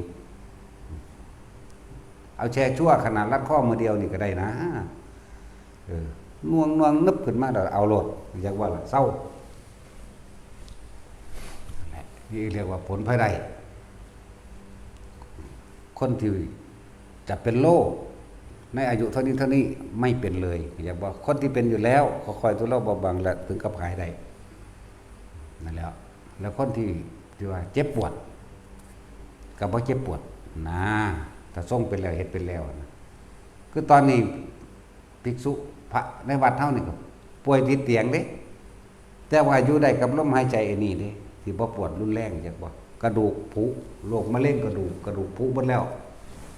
เบิดคือตายแล้วครึ่งนึงตอนนี้ยังระวังรู้สึกตัวได้เฉพาะหน้าอกแขนกับทั้งหัวเท่านั้นที่เขาเจ้าเปลี่ยนเว้นย่ามกันไปเฝ้ากันอยู่เดี๋ยวนี้พระภิกษุป่วยภิกษุไข้อยู่ในโรงพยาบาลเดี๋ยวนี้ล่ะนอนติดเตียงเดี๋ยวนี้ทุก2 ชั่วโมงจะต้องพลิกตัวพลิกขึ้นบ่ให้มันแผลทับกดทับเปื่อยบ่ละดากเปื่อยบ่ละไปปาดมากินซะว่าเฮาหนึ่งแล้วแท็กซี่กินน้ำกูบ่เขาจะมกปลาเนาใส่ดันใส่ดีเขาจะก็ยังกินแต่กูแมงมกดักพระเดาเลยแหละน่าเศร้าเลยกูปาดมากินนั่นแล้วเราจะเปลี่ยนเวรย่ามกันอยู่เดี๋ยวนี้แหละแล้วก็ป่วยอยู่หั่นแหละแต่ว่ากำลังใจเล่าดีอยากว่าล่ะแล้วบ่ได้ย่านตายเด้แล้วก็แค่ว่ารอวันตายซื่อเด้คือว่าจะคิดจะหายจากเศร้าหยังแล้วล่ะอยู่กับลมหายใจได้กำลังใจดีบ่ย่านตายนะก็เขาเจ้าก็คุยกันอยู่เนาะมื้อนี้เว้นไผตาจรบ่ตาจรจัดบ่หลวงตาจรมันตาจรจัดก็ไปนั่นละไปเฝ้ากันเดี๋ยวเขาเจ้าก็เปลี่ยนเว้นย่ามภิกษุไข้ภิกษุป่วยเกี่ยวกับเรื่องวินัยเด้อแต่อยู่ในอาวาสนั้นบวชอยู่ในอาวาสนั้นในหรือเจ้าอาวาสเจ้าสำนักครูบาอาจารย์ถ้าบ่รับผิดชอบเป็นอาบัติเบิดบ่ได้พุทธเจ้าปรับจักบ่ล่ะหรือผู้อยู่ใกล้บัดนี้ในสถานที่นั้นถ้าไม่ดูแลซึ่งกันและหรือไม่บอกเป็นอาบัติอีกเจ้าคิดบ่ดีกับเขาเจ้าอยากให้เขาตายเห็นบ่นี่เจ้าอยากให้เขาเป็นแบบนั้นแบบนี้เริ่มเป็นยังอกุศลให้เกิดในจิตอย่างว่านี่เป็นอาบัติเบิดนั่นแหละแต่บ่ดูแลกันพุทธเจ้าปรับแต่ว่าถ้าผู้ใดดูแลซึ่งกันและกันล่ะผู้ใดอยากอุปถากเราตถาคตพึงอุปถากหรือดูแลรักษาซึ่งภิกษุอาพาธเถิดนั่นเปรียบเสมือนว่าได้ดูแลเราตถาคตคือพระพุทธเจ้าจะบ่ล่ะก็ผู้จังสันเป็นผู้ทรงศาสตร์สืบศาสนามาโดยการบวชนี่อัตลักษณะของภิกษุนักบวชเป็นผู้สืบทอดโดยทางกายจะว่านี่สืบทอดโดยทางกายก่อนมันก็สืบทอดโดยทางธรรมอีกตัวมันบ่ล่ะก็อาศัยผู้จังสี่ตัวสืบทอดศาสนาแท้ๆศาสนามันบ่ได้นั่นเด้ก็อาศัยพวกนี่ได้เผยแผ่พวกภิกษุสามเณรนี่ได้เผยแผ่บ่ล่ะคนมันเผยแผ่แม่มันสิเผยแผ่ซำใดวะนั่นว่าล่ะเอาแม่มันไปเว้านิพพานแม่เขาสิฟังอยู่บ่ล่ะแม่นบ่ซั่นทางซั่นแหละนอกจากหาแนวเล่นแนวหล่อยังไม่ใช่ว่าสืบทอดมาจังซี่ถ้าบ่อาศัยหมู่ว่าพระพุทธเจ้าพระธรรมพระสงฆ์สิเอาหยังมาเป็นเครื่องอ้างอิงนั่นบ่ซั่นมันเป็นแนวอ้างอิงได้บอกไปตั้งแต่ของนั่นล่ะนั่นแหละเพื่อจะอุปถากดูแลอุปถากพระพุทธเจ้าก็ดูแลอุปถากหมู่สงฆ์นั่นแหละเพราะว่าสงฆ์เป็นผู้สืบทอดคำสอนพระพุทธเจ้าเป็นผู้ทรงคำสอนพระพุทธเจ้าโดยอัตลักษณะก็คือโกนหัวห่มผ้ากาสายะเหมือนกันถ้าบ่มีพวกนี้เอาคำสอนมาสอนสิไปเอาไปไผสิสืบให้ซั่นถ้าบ่มีเขาผู้ใดก็พุทธธรรมสงฆ์พุทธธรรมสงฆ์ถ้าบ่มีพระสงฆ์จะเอาหยังมาอ้างผู้ใดอยากดังก็เฮ็ดข้าวพระบ่ดีเนาะดังเลยแต่ว่าเจ้าจะโชคร้ายในขั้นต่อไปเด้สิบอกให้นั่นแหละเฮ็ดข้าวว่าคนโจมตีเข้าไปแต่ของกันได้ค่ายอดนิยมเนาะนั่นแหละทำกรรมอันใดไว้ย่อมได้รับผลของกรรมนั้นสืบไปชาตินี้ทำกรรมใดไว้ชาติหน้าก็รับผลของกรรมนี้ที่ทำกับชาตินี้นั่นแหละอย่างนั้นทั้งสั้นแหละไปทั้งใดเขาก็สั่งเขาก็สาบแช่งเขาก็โจมตีนั่นเศษกรรมด้วยนั่นเพราะทั้งนี้มันโตจริงมันต้นตอของกรรมแถมไปใหม่ในอเวจีสวรรค์เด้แล้วก็ถูกกางกัน ทางมรรคผลนิพพานพร้อมเด้บ่ธรรมดาเด้แนวมันนี่แล้วเบิ่งตกนั่งแค่ว่าอันแพทย์สยานั่นตกนรก1พุทธันดรนะยิ่งใส่ทรัพย์ร่วมนี่ระวังดีๆโลดที่เฮาเว้าว่าพระนี่เว้าโดยสมมุติไปคนเข้าใจซื่อเด้ส่วนมากเขาจะเว้าภิกษุสงฆ์ภิกษุสงฆ์หมู่สงฆ์หมู่ภิกษุที่ว่าบางครั้งหลงปากไปว่าพระภิกษุสงฆ์มีพระก่อนนี่แค่ว่าจะให้เข้าใจซื่อเจตนาในการเจาะจงทำลายบ่มีเด้แต่ว่าล่ะเฮาจึงสงวนเหลือเกินในส่วนคำว่าพระนี่สงวนมากๆเลยบ่ได้เอาของสูงมาแลกของต่ำเด้มันก็เลิกแต่ภิกษุสงฆ์พระนี่ต้องโสดาบันขึ้นไปเป็นภาย25%ขาดออกจากความเป็นคน 25%พระสกิทาคามีขาดออกจากความเป็นคนอยู่ 50%พระอนาคามี 75%พระอรหันต์บ่มีความเป็นคนเลยบ่เป็นสัตว์พร้อมจากว่าล่ะบ่เป็นสัตว์บ่เป็นบุคคลพร้อมบ่มีหยังเขาเจ้าว่างมือออกจากความอยากได้อยากเป็นแล้วจังว่าชาติก่อนทำกันไว้นี่ชาตินี้ก็รับผลของกรรมนั่นนั่นก็สั่นไม่แต่จะหูอยู่ตัวว่าชาติหน้าจะรับกรรมใดก็แสดงว่าทำกรรมในชาตินี้เอาไว้ตัวชาติหน้าแม่กูก็บ่เฮ็ดแมงลงไปอย่างเนาะวิธีมันก็คือลมหายใจนี่แหละตัดความคิดออกเลยตัดเรื่อยเขาเลยเกิดความเคยชินเทไปเถอะทำไม่บ่อยทำไม่มากทำเกิดความชินทำเป็นดุจยาเรียกว่าอานาปานสติสัญญาจากมันเป็นของมันเองบ่ได้จับลมมันก็หูลมตะกี้เขาจับเขาคุมเห็นไปเห็นมาบ่ได้จับมันก็หูเลยเป็นมันเลยหูเจ้าของหายใจมันเลยหูว่าเจ้าของทำงานนั่นแหละมันเลยหูแบบนั้นแหละเห็นไปสักก้อนจะพึงเอาจอดมันเนาะแท็กซี่ฝึกไปเลยสร้างสมไปเลยแม้นบ่ได้ชาตินี้ก็บ่ได้เป็นว่าเฮาก็บ่ได้เสียศาสตร์เกิดตัวมันก็ต่อผลไปข้างหน้าได้แต่คนที่ฝึกอยู่นี่ส่วนมากบ่ค่อยลงต่ำเด้ขึ้นข้างบนเรื่อยๆเด้นี่จากว่านี่เพราะว่าอาศัยการได้ยินได้ฟังและทุกคนที่สวดมนต์มาทำวัดสาธยายทำคำสอนของพระพุทธเจ้านี่บ่ได้สูญเปล่าเด้อถ้าพวกเจ้าให้ขึ้นเทวดาสันใดสันหนึ่งเฮาสิรู้แตกฉานในความหมายมันทั้งเบิดน่ะบัดนี้จักว่าล่ะบางครั้งมีภิกษุผู้ทรงฤทธิ์ไปแสดงธรรมฟังธรรมในหันต่อบรรลุเลยก็มีจักว่าล่ะแม้นไม่มีภิกษุผู้ทรงฤทธิ์แสดงธรรมก็จะเรียกว่าเทวดาสนทนาธรรมกันเองบรรลุก็มีเข้าใจว่าล่ะเลื่อนขึ้นไปเรื่อยเด้พวกนี้นั่นแหละแต่ที่มีฤทธิ์เดชมากแล้วนี่ตอนนี้เขาก็ฟังเฮาเด้จากว่าล่ะพอเฮาบ่ได้ให้มันกันก็ขอกระแสเสียงธรรมอันเป็นคำสอนขององค์สมเด็จพระสัมมาสัมพุทธเจ้าที่ข้าพเจ้าแสดงนี้จงดังก้องกันวานไปหาที่สุดที่ประมาณไม่ได้เพื่อยังประโยชน์ให้แด่หมู่เหล่าสรรพสัตว์ทั้งหลายไม่มีที่สุดไม่มีประมาณนี่คือคำที่เขาไหว้พระยังได้เขากว่าของเขาคือจังมานี่แหละเป็นยังคือเป็นโดนๆคือว่าฝ่าวว่าฟังว่าวปุ๊บก็อย่าว่าละเพราะอธิษฐานจิตตัวนี้กระแสเสียงนี่มันดังออกไปบ่มีที่สุดบ่มีประมาณเด้จากว่าละสั้นแล้วเลยหอดแสนโกฏจักรวาลตัวไปของมันเองบุคคลที่เงียหูฟัง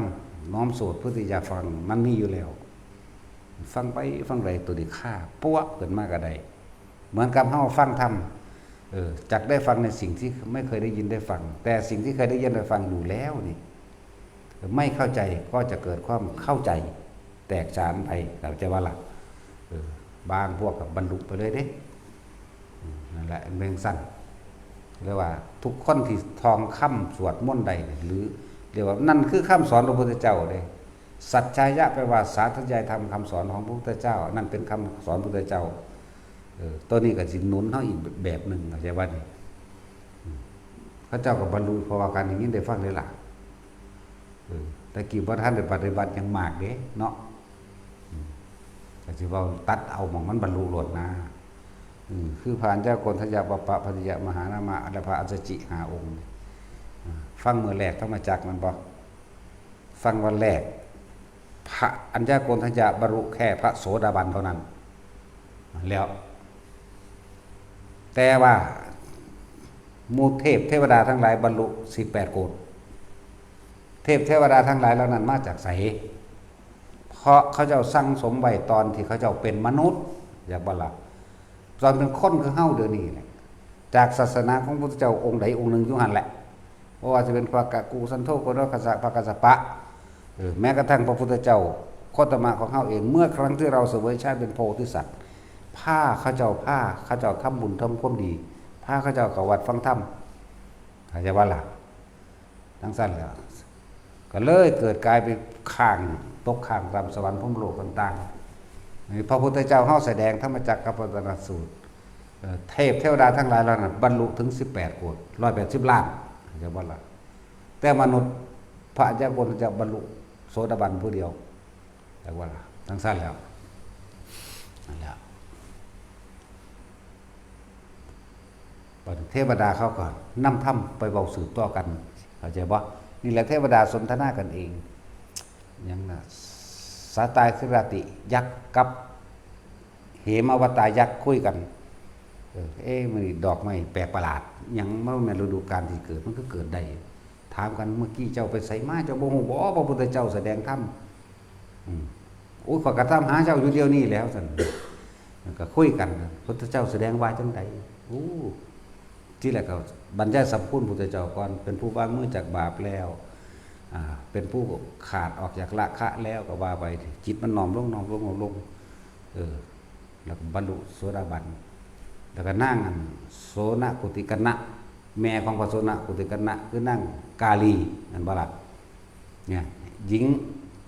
ที่บ่ค่อยมีพูดถึงปานใดว่าบรรลุโสดาบันแม่ของพระโสนนั่งกาลีโสนกุติกนะนี่ท้องสิกลับมาเดินทางมาออกลูกบ้านพ่อบ้านแม่เจ้าของได้ยินเสียงเทวดาคุยกันอยู่เทิงหลังคาซุบซิบเงียงหูฟังเกิดอาการคนลุกแต่คมปิติเอาไว้ได้นี่คล้อยตามพระพุทธเจ้าแสดงอริยสัจสี่แบบนี้อ๋อบรรลุโสดาบันนั่นผู้ยิ่งบรรลุก็คือนางกาลีโสนกุติกนะแม่ของพระโสนนั่นเอง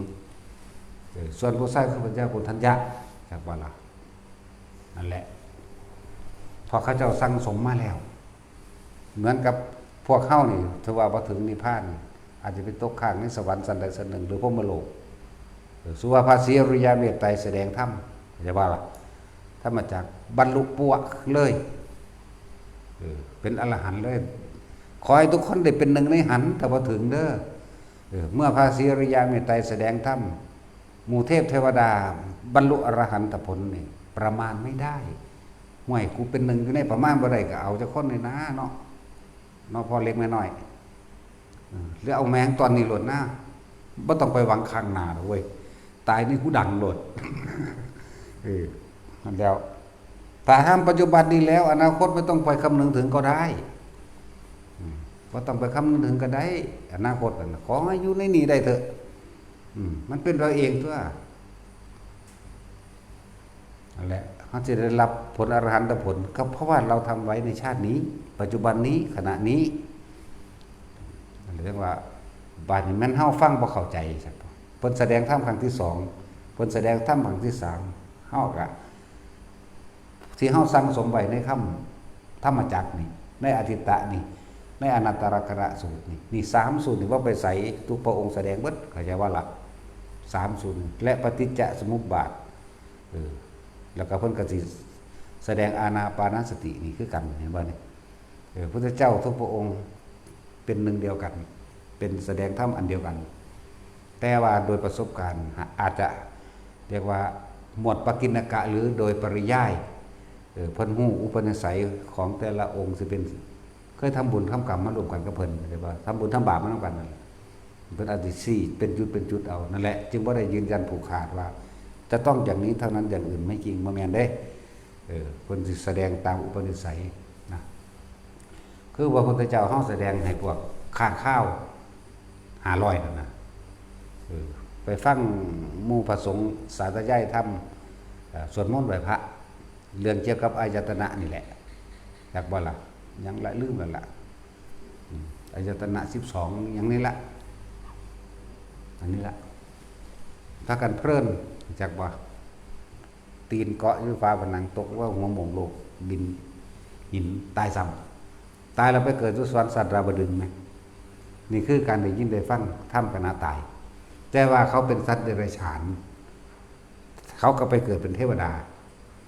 ดุสันดาวดึงศาสตร์นี้จึงมาเกิดเป็นหมู่ภิกษุ500กันแหละ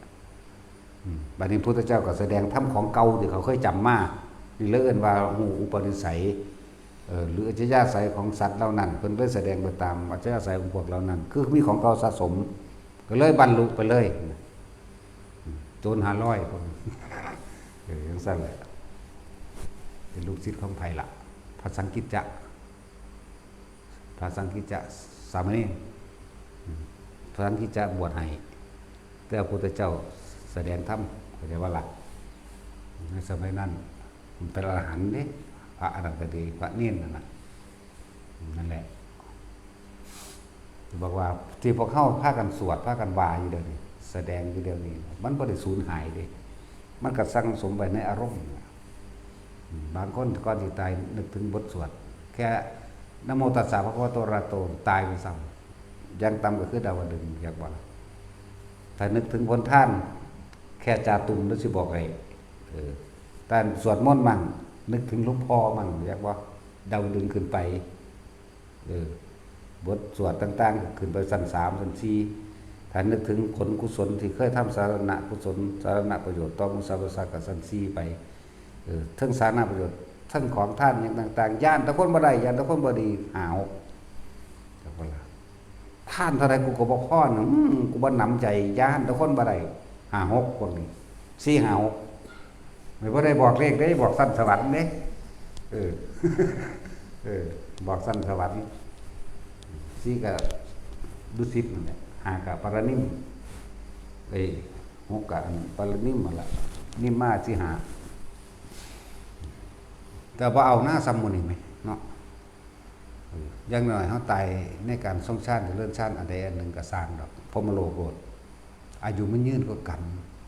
มันเริ่มจาก1กับ2กับ4กับ8กับ16กับไล่ขึ้นไปเรื่อยๆเด้ยืนเด้ยิ่งเฮาได้ฟังธรรมจังซี่เฮาได้ท่องจดจำจื้อไว้ดีๆได้แต่ละคนเด้อมันบ่ได้สูญหายเด้พวกเจ้าอย่าขี้คร้านเด้หมู่ภิกษุสามเณรนี่คือกันพวกใดขี้คร้านทั้งบัดทั้งบ้าน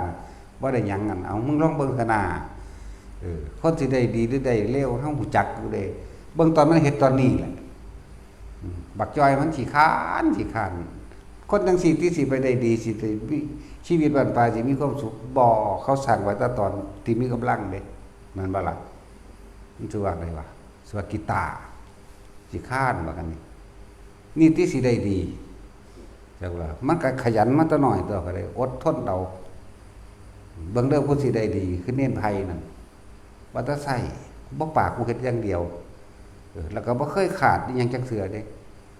เป็นไผอีกบักนึงไผเน้นเกลือก็ดีเห็นบ่นี่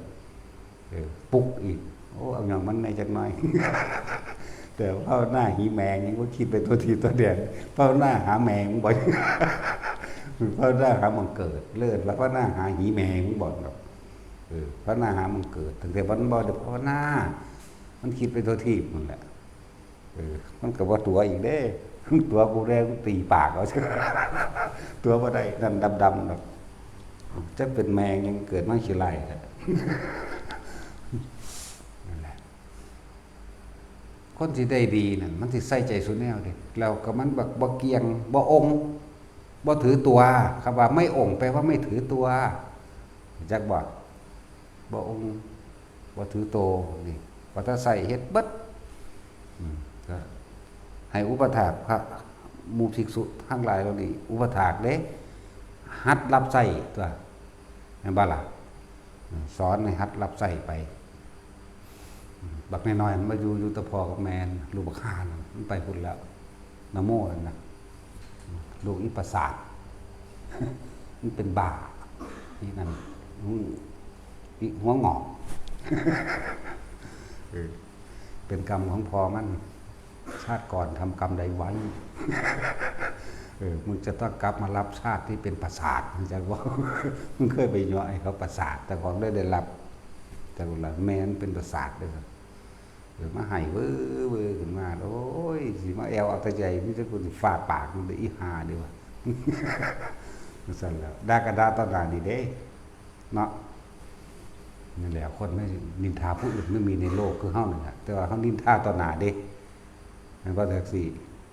โอ้ยซุบซิบได้หลังเอาไปประจานตอนหาเลยจากวันนี้เขาว่าจากมันดังบลอคือตัดสินแต่ว่าตัดสินนี่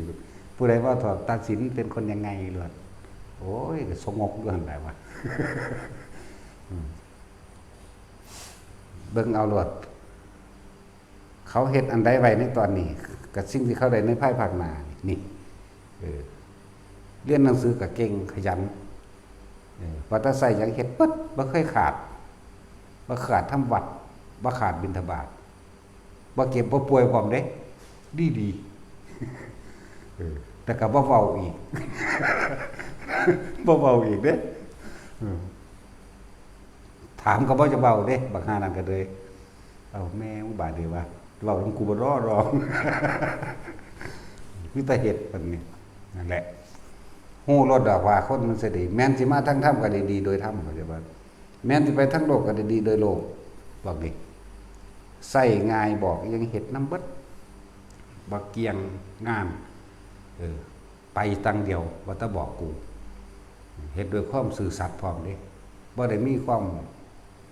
โอเอขี้คร้านเด้เป็นสัตว์เนี่ยเบิ่งจังซี่ก็ฮู้แล้วว่าไผสิได้ดีบ่ได้ดีบ่ล่ะจังซั่นแล้วบัดนี้เอาชาตินี่แหละแม่นบ่ซั่นเฮาเบิ่งตะหน่อยเบิ่งไปขยันอ่านหนังสือขยันธรรมะก็บ่เคยขาดนั่นแหละบุญกุศลเขาก็เพิ่มขึ้นของเขาเองก็ได้ดีก็ได้ในศาสตร์นี่แล้วสิบ่หาศาสตร์หน้าหังดีก็เขาอีกดีบ่ดีมันไปศาสตร์ดีซ้ำตัวคือเน้นไผนี่ระหว่างเรียนแบบบวชกับเรียนแบบทั้งโลกหรือทั้งนอกเอาแบบใดเอาแบบบวชเบิ่งมันก็ยังเลือกมาทางนี้ปลอดภัยเห็นบ่ทั้งนอกอ่ะจักสิอันตรายอย่างเด้เนาะสั่นแล้วนี่ให้มันเลือกเองเบิ่งมันก็ยังเลือกมาทางนี้สั่นแหละแต่ว่าอันเกลือเน้นเกลือว่าถ้าบอกมันก็บวชโลดมีตั้งแต่ย้ายมันย้ายคำกองทั้งเป็นบาปทั้งประสาทน้ำสองอย่างมาสมบุมาจะว่ามีแต่ไปตัดสินใจโอ้ยมันบ่บวชดอกมันบ่บวชดอกโอ้ยทั้งบันบาทั้งประสาทเนาะจังซั่นแล้วเป็นนักครูลี่กูจอลูกลี่ลูกล้นหลานที่เขาอนุบาลซื้อยากหรือบ่วัดเอาโลดปาโตวันสิไปรับปริญญาหากะอนุบาลแรกนึงมั้ยสะเอิ้นผู้นั้นผู้นี้หลวงพ่อมันสั่งคนไปให้ได้เขาสั่งเขาเลยว่าอยากเฮ็ดยังให้พอเรื่องมากเนาะเป็นซั่นแหละจักแม่นอีหยังตุกจะไปจังซั่นแล้วด้านนี้น้อยหาก็สิเข้าอนุบาลแม่งยากเบิดบัตรเอาโลดเอิ้นผู้นั้นเอิ้นผู้นี้เขาสั่งเขาบ่ไปให้อยู่จักว่าล่ะจังซั่นตัวเขาบ่พาไปสับเป็นตะสั่งเนาะกุดนี่ก็อยู่บัดสุกุดอ่ะพวกขึ้นก็บ่ได้ขี้มอดหูลงมากก็บ่เฮ็ดเอาเองตะสั่งเนาะตะสิจะสั่งวะต้องเจออีแต้วถ้าย้ายออกไปเลยอยู่ต้องเจออีแต้วประสาทนักอันนั้นก็เลยโหเป็นแต่เห็นใจมันเด้มันสิรับวัตถุรายการเด้มันเป็นธรรมดาเด้สิมาทำหน้าที่ต้อนรับได้นี่จักว่าล่ะเวลามีเหตุร้ายมากับมันแล้วกัดเฮากับเฮากัดกับกัดสวบกับสวบเด้อีดีต้องเบิ่งเด้อบ่ซั่นมันสิได้รับตำแหน่งนี่บ่ตำแหน่งกัดธรรมดาบ่ แต่บอกถ้าสั่งมันก็เอามีดให้มันมึงฟันความเลยมันฟันดีๆเด้อย่าลืมเด้ออีนี่เบิ่งแน่มันตามันกับปากมัน กับข้อมันโตๆออกมาปากหอยเตะเสะเวลามันเถียงตาสวดขึ้นโดดเด้ธรรมดาบ่อีห่านั่น เฮ็ดบ่ได้ทอมันก็แล้วกันน่ะถือว่ามันจิตใจดีอยู่เด้หาแล้วว่าแต่ละคนไม่แต่ผู้สิเอาใจไผใจมันเนาะสิมันไปเอาใจตลอดจังซั่นจังซี่แล่นเฮ็ดน้ำคักก็ได้พวกนี้เสียสละอยู่เด้มาหาหลวงพ่อด่าซ้ำธรรมดาเด้บ่ได้ให้กำลังใจเด้แต่อีหามึงบ่มีปัญญาจัดการก่อนอีเซมเรื่องแล้วนะจังว่าชาติก่อนทำกรรมใดไว้ชาตินี้รับผลกรรมนั้นเด้อคนที่ได้ดีหรือได้เลวครับเบิ่งการกระทำของเขาในชาตินี้แหละที่ได้อนาคตบ่หาแตศาสตร์หนาเลยบัดนี้เฮาเบิ่งเขาเฮ็ดตอนนี้มันเป็นคนขยันเป็นคนเอาใจใส่บอกเฮ็ดปึ๊ดเฮ็ดปึ๊ดบอกอยู่ใดมันก็เฮ็ดบ่องค์บ่ค่ะบ่ขี้แย่เฮ็ดนำตลอดนั่นแหละคนสิได้ดีก็เลยแม้นมาทั้งธรรมสิแต่ภาวนามันก็เก่งคือเด้นั่นน่ะตอนประกาศทำเฮาเพียงมันเป็นแมงหยังดอก มันญาติมึงมานี่ไปอย่างเอียงเริ่มบ่อยากเห็น แต่ว่าเนี่ยเขาว่าพี่แม่งไปยืนแมงยังหันฟ้าวแลนมาเด้นั่นแหละมันฟังความมันบ่ล่ะมันบ่ได้ขัดเด้ว่าถ้าบอกเฮ็ดเบิดเห็นไผเห็นเกลือเห็นปุกภาวนาบ่สู่เขาดอกมันปุกภาวนาหายที่แหวมยังบ่ดีภาวนาไปหาบังเกิดคิดไปแต่ละอันแต่ละอย่างแต่ละมื้อแต่ละเว้นบอกให้ขึ้นเขาผู้เดียวทั้งแต่ก็ย่านผีแม่มึงบอกนะโมก็เก่งอยู่เด้มันไปผู้เดียวเป็นมาเด้บ่ยอมกับแม่นสิได้หน้าอีหานเดือนเสียวมาหาอ่างลูกอีกได้ซั่นแหละที่พรก็อยู่ดีดูกันแต่พอมันก็เลยพอมันก็รองรับโรคประสาทได้ดีอยู่ดอกพอแม่นเป็นประสาทเนาะสิแม่นสิบอกด่าให้ดอกหน้าบ่กล้าด่ามันเริ่มกลายเป็นคนเงียบคนนึงเถียงบ่ได้ถ้าเถียงเนี่ยมุนเสียก็ล่ะมันสิแวกขึ้นกับเขาเด้โอ้มันเป็นจังซั่นแต่ว่าจะเกิดมาพบพอกันดีบอกเจ้าเข้ามาได้มันดีๆเด้อเข้ามาได้มันเป็นเด้อดีก็เลยจังสิบ่พออีกขยาดซักจานนี่เนาะอย่าเอามันอีกกูหลับแล้วโลด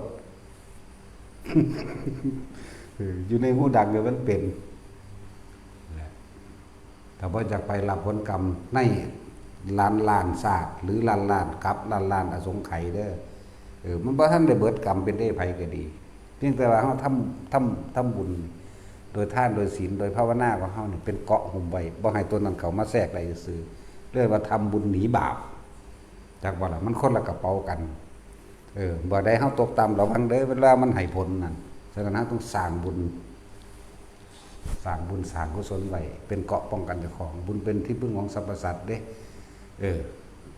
บาปเป็นที่ทำลายของสรรพสัตว์แต่ว่าถ้าสิเว้าอย่างนึงบาปก็เป็นที่พึ่งของสรรพสัตว์เพราะบาปนั้นตัวเองทำเองจะบ่ล่ะบุญก็เหมือนกันเป็นกที่พึ่งเหมือนกันที่พึ่งทั้งสองอย่างนั่นแหละแต่ว่าเว้าคือจังเข้าให้เกิดกำลังใจว่าบุญเป็นที่พึ่งของสรรพสัตว์ทั้งบุญและบาปเราสร้างเองเด้อบ่แม่นผู้อื่นสร้างให้นั่นแหละถ้าบ่จักมารับผลใดๆทั้งสิ้นทั้งบุญและบาปอยู่กับเรื่องในใจให้เป็นเอาสวัสดี